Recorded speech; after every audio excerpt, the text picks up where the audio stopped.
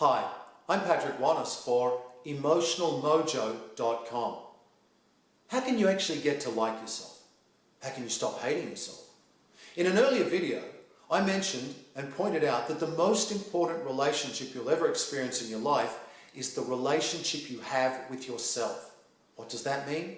The way that you feel about yourself, what you believe about yourself, and what you believe you deserve will determine the rest of your life. It'll determine the quality of your relationships. It'll determine the kind of people you attract into your life, and it'll determine the kind of love that you express. You see, if you don't think you're good enough, you're not going to express your love because you're going to think it's worthless. It's worth nothing. It is of no value.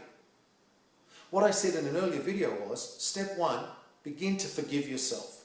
Forgive yourself for everything wrong that you've done and spend your time, focus on making amends and learning from the past. But today we're specifically talking about how to like yourself. So the question is, well, Patrick, what do I need to do to like myself? Let me ask you a question. If I asked you, why don't you like yourself, you'd probably come up with a really, really long list of all of the reasons and all of the things that you think are wrong with you. So let's go the opposite way. Let's talk about SUV, special, unique, and valuable. It's a question. Are you an SUV? What makes you an SUV? What makes you special, unique, and valuable?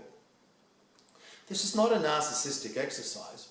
It's an exercise of authenticity, of being real and being able to say, I already know my weaknesses. What are my strengths? What are my gifts? What are my qualities? What do I bring to this world? What is it about me that can make a difference? You can't realize your full potential. You can't live life to its fullest until you first and foremost recognize all of your gifts, all of your talents, all of your abilities, everything that makes you unique, special, and valuable, everything that separates you from everyone else. And there's nothing wrong with that. It's okay to look at all the reasons that you can say, I'm proud of myself. You don't have to engage in ego or arrogance. You're simply able to look at yourself and say, here's what is good about me. So begin now. Write out a list of everything that makes you special, unique, and valuable. You might say, I'm a good listener, I'm a good friend, I'm kind-hearted, I'm generous, I'm loyal, I'm noble, I'm sincere, I'm authentic, I'm funny, I'm witty, I'm worldly, I'm wise. Come up with that list, write it out. Look at it each morning and add to it. It doesn't mean that you're selfish or egotistical.